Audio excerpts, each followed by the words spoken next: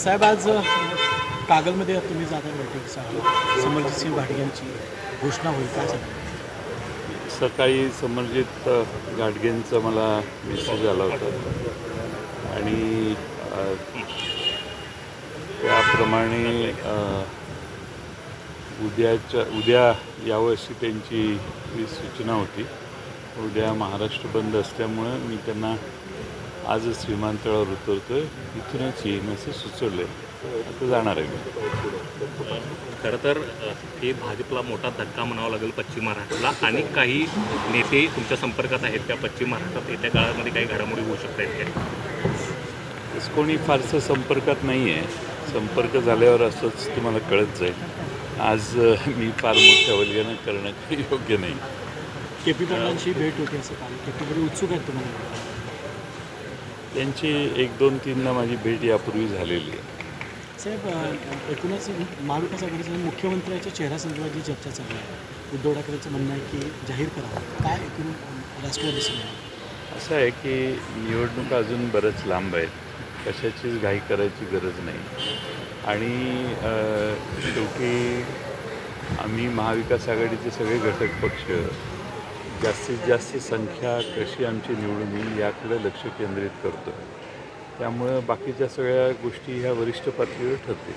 उद्या महाराष्ट्र बंद आहे, मात्र ही या संदर्भात कोर्टामध्ये याचिका दाखल करण्यात आली आहे. एकूणच महाविकास आघाडीची प्रतिष्ठा या निमित्तानं पणाला लागली म्हणून कोणतंही आरक्षण असलं, मराठा आरक्षणाचा प्रश्न असला, कोणतेही प्रश्न असले तरी सरकारमधले बसलेले काही लोक त्यांचे फिक्स ठरलेले लोक आहेत, त्यांना वापरलं जातं. तसं महाविकास आघाडीने जो पुकारा दिला आहे तो महाराष्ट्रातल्या महिला सुरक्षित नाहीत याकडं राज्याचं गृह खातं आणि राज्य सरकारने गांभीर्यानं पाहावं. त्यांना सरकारच्या राज्यातल्या कायदा व सुव्यवस्था टिकवण्यात वेळ मिळत नाही. बाकीचे उद्योग त्यांना बरेच आहेत आणि त्यामुळं हा बंद जो आहे तो सरकारला महाराष्ट्राच्या जनतेचा जो आग्रही मागणी आहे आणि महाराष्ट्रातली कायदा व सुव्यवस्था बिघडलेली आहे त्याकडे सरकारचं लक्ष वेधण्यासाठी हा बंद आहे. आता कोर्टात कोणी कुणाला पाठवलं हे मी सांगण्याची गरज नाही. सर, तुम्ही साखर कारखानदार आहे म्हणून एक प्रश्न विचारतो. महायुतीच्या कारखानदारांना झुकतं माप दिलं जाते, महाविकास आघाडीच्या कारखानदारांना त्या पद्धतीनं मदत मिळत नाही. कोर्टानं सुद्धा या संदर्भात असं महाविकास आघाडीमध्ये एखादा कारखानदार असेल तर त्याला सत्तारूढ बाजूला येण्याच्या विषयी दबाव टाकला जातो आणि त्याचं कर्ज प्रकरण जर केलं असेल, NCDCकडे प्रस्ताव पाठवायचा असेल तर पहिल्या यादीत आलेलं दुसऱ्या यादीत थांबवलं जातं. वरून मंजूर करून आलं तरी थांबवलं जातं. मला वाटतं की राज्य सरकार हे सर्व केसेसकडे समान दृष्टीनं बघत नाही. पक्षपात करून काम राज्य सरकार सध्या करतं आहे. स्वतःच्या सत्तेचा वापर स्वतःच्या बाजूला खोगीर भरती वाढवण्यात करतं आहे आणि त्यामुळं आज काल कोर्टाने देखील एका कारखान्याच्या बाबतीत त्यांनी मागणी केलेले 107 कोटी रुपये राखून ठेवावेत असे सूचना किंवा असे आदेश कोर्टाने दिलेले आहेत. अन्य बाबीत देखील तसे आदेश हळूहळू होतील. काल मुख्यमंत्री कोल्हापूरमध्ये आले होते. लाडकी बहीण योजनेचा त्यांनी वचनप्रती सोहळा केला, मात्र विरोधकांचा यामुळे पोटशूळ उठल्याचा आरोप आहे त्यांच्यावर केला जातोय.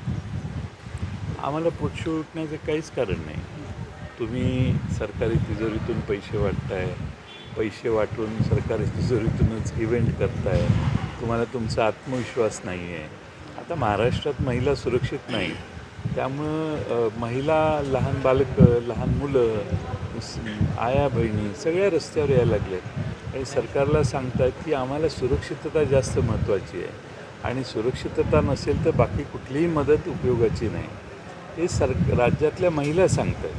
त्यामुळं सरकारला असं वाटतं की आपण पैसे दिले की बाकी सगळ्या गोष्टी राजरोज चालू राहिल्या, त्या महिलांच्यावरचे अत्याचार, महिलांच्यावरचे सगळे प्रसंग याकडे दुर्लक्ष पोलिसांनी केलं तरी चालेल अशा आविर्भावात सरकार वागतं आहे आणि म्हणून महाराष्ट्रातली जनता सरकारवर चिडलेली आहे. साहेब, विधानसभेच्या निवडणुका जशा जवळ येत आहेत तसा देवेंद्र फडणवीसांचा जो एक महाराष्ट्रातला गट आहे तो थोडा मागं सरकताना दिसतोय. उदाहरणार्थ समरजित सिंह देवेंद्र फडणवीसांना मानत होते ते आता राष्ट्रवादीसोबत जात आहेत.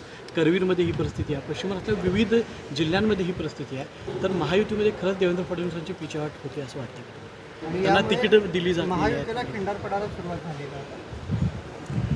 एक तर एकनाथ शिंदेनी बरीच मजल मारलेली आहे. त्यांनी इतर दोघांना बरंच मागं टाकलेलं आहे. त्यांनी दिल्लीचा कब्जा घेतलेला आहे. त्यामुळे यांचं फारसं चालत नाही की आता सगळ्या महाराष्ट्रातल्या कार्यकर्त्यांना, त्यांच्यावर अवलंबून असणाऱ्या कार्यकर्त्यांनाही लक्षात यायला लागले आणि त्यामुळं हळूहळू परिस्थिती बदलते असं दिसतंय. फडणवीसांच्या विरोधात अनिल देशमुख आहे ते आक्रमक होताना पाहायला मिळतात. त्यांचा आणि फडणवीसांचाच नागपुरात सामना होईल असं वाटते. मला माहीत नाही तेव्हा. कारण तर आपले पण तिन्ही पक्ष एकत्र मिळून निवडणूक लढवत आहे. मात्र त्या ठिकाणी देखील तुमच्या महाविकास आघाडीमध्ये देखील अशी परिस्थिती निर्माण होईल असं वाटते. कशा पद्धतीने सगळा नाही असं वाटत नाही, कारण मनाने एकत्रित आलेले हे तीन पक्ष आहेत. त्यामुळं एकमेकाशी सल्लामसलत आमची चांगली आहे. तिन्ही पक्षात कम्युनिकेशन चांगलं आहे. पलीकडं तिघं जी आहेत त्यातल्या दोघांच्या रीडीची तांगती तलवार असल्यामुळं नाईलाजाने जाऊन मिठ्या मारलेल्या आहेत. त्यामुळं संवाद कमी आहे. कागलचा प्रश्न सुटला, मात्र चंदगडचा प्रश्न अद्यापही कायम आहे. चंदगडमधून मानसिंग खोराटे इच्छुक आहेत, तुम्हाला भेटायला सुद्धा आता इथे दिसत आहेत. ते काय त्यांची त्यांनी कधी माझ्याकडे इच्छा व्यक्त केलेली नाही. आणि चंदगडमध्ये राष्ट्रवादी काँग्रेसचं चांगलं केडर आहे. चंदगडमध्ये राष्ट्रवादी काँग्रेस तिथे लढेल आणि राष्ट्रवादी काँग्रेस तिथं विजयी होईल असा माझा विश्वास. तुमचे जुने मित्र हसन मुश्रीफ जे आहेत ते 3 तारखेला त्यांच्याच मतदारसंघामध्ये शरद पवार साहेबांची मोठी सभा होती आहे. यामध्ये मोठे काही बॉम्ब फुटणार आहेत का? काही लोक आपल्यासोबत येणार आहेत? मला माहीत नाही ती कधी सभा आहे, ती कधी आहे, मला अजून माहिती नाही मिळाली. दुःखद घटनेवरती प्रश्न आहे. एकत्र प्रवास केला, काय बोलणं झालं या प्रवासात? विनय नाही, कुरेशी मला बोलणं नाही. नेपाळमध्ये बस दुर्घटना झाली. महाराष्ट्रातल्या 14 जणांचा त्यामध्ये मृत्यू झाला. अतिशय दुर्दैवी घटना आहे ती आणि असे ॲक्सिडेंट्स खरं म्हणजे टळले पाहिजेत. पण नेपाळमध्ये रस्त्यांवरच्या सुरक्षितता या फार मर्यादित आहेत डोंगरी भागात विशेषतः. त्यामुळं महाराष्ट्रातल्या 14 जणांचा तिथं दुर्दैवी मृत्यू झाला आहे. मला ही मगाशीच ही माहिती कळली. महिलांवरील अत्याचाराचे वाढलेले प्रमाण गेल्या 10 दिवसांमध्ये मोठ्या प्रमाणात अशी घटना जे ते समोर आली. 2014 साली महिलांच्यावरच्या अत्याचाराची संख्या काहीतरी 26,000 काहीतरी होती आणि 2023 साली हाच आकडा महिलांच्यावरच्या अत्याचारात, महिलांच्याविरोधीच्या गुन्ह्यात जवळजवळ 48,000पर्यंत वाढला. लहान बालकांच्या विरोधी 14 साली हेच प्रमाण 8,000चं होतं. ते जवळपास तिप्पट चौपट वाढलं. त्यामुळं कायदा आणि सुव्यवस्था हा विषयच राहिलेला नाही. पोलीस नेत्यांच्या, पुढाऱ्यांच्या मागे फिरण्यात आणि पुढाऱ्यांच्या सांगण्याप्रमाणे निर्णय घेण्यात गुंतलेले आहेत. पुढाऱ्यांचं, नेत्यांचं, मंत्र्यांची चापलुसी करण्याच्या पलीकडे पोलीस दल काही काम करू धजावत नाही. लाठी हल्ला करायचा असला तरी ऑर्डर नसेल तर पोलीस जमावाकडे बघत बसतो. एखाद्याला सोडवायचं असेल तरी पोलीस काय घटना होईपर्यंत समोर असूनही कोणती कृती करत नाही. हे सगळं पोलिसांचा मोराल पूर्ण डाऊन झालेला आहे असाच त्याचा अर्थ आहे. मुख्यमंत्री पदाच्या बाबत आहे ते शरद पवारांनी स्वतःच खुलासा केलेला आहे की आमच्याकडे कोणीच इंटरेस्ट नाही असं ते म्हणतायत. नेमकं काय आता राष्ट्रवादीनं मुख्यमंत्री पदाच्या शर्यतीतून माघार घेतली असा याचा अर्थ नाही. पवार साहेबांनी ते खुलासा केलेला आहे तोच योग्य आहे. याला जोडून महाविकास आघाडीचं जागा वाटप कधीपर्यंत होईल, काय चर्चा चालू आहेत? हे महाविकास आघाडीच्या जागावाटप हळूहळू होईल. फारशी काय अडचण येणार नाही.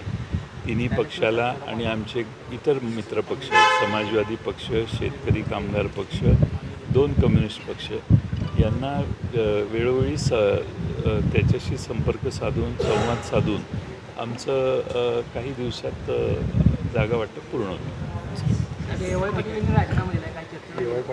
कुणाचं पाटलांनी देखील कुणाचं राहील? तुमच्याशी काही संपर्क आता साधलेला आहे का? जशा पद्धतीनं KP पाटलांनी नाही, संपर्क माझा संपर्क नाही साधला, पण 1-2दा माझं फोनवर बोलणं झालं. तेही भेटतील कदाचित थोड्या दिवसात. त्यांना विचारणार आहे मी अजून, मला माहिती नाही. पृथ्वीराज चव्हाण आहे ते मनोज जरांगे पाटील यांना भेटलेले आहेत. नेमकं काय पुढचं राजकारणाची दिशा असणार आहे? मी काय झालं मला माहीत नाही त्या भेटीत, त्यामुळे त्याच्यावर मी भाष्य करता येणार नाही मला.